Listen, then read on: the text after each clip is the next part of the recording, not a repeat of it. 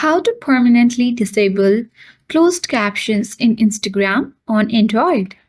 Hey everyone, welcome to the channel.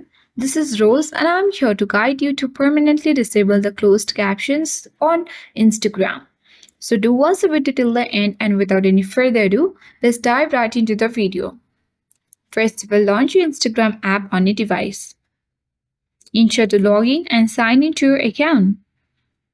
Tap Profile at bottom right corner of the screen. Select three-line icon at top right corner of the screen. Scroll down.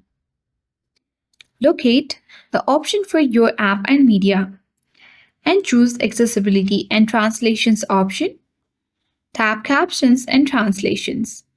And here, toggle the button off for show the closed captions. And this will permanently disable the closed captions on your Instagram. So that's all for today. Hope this video helped you. If you are new to our channel, hit the like button and then subscribe for more tech and tips videos. Thank you for watching and see you in the next video.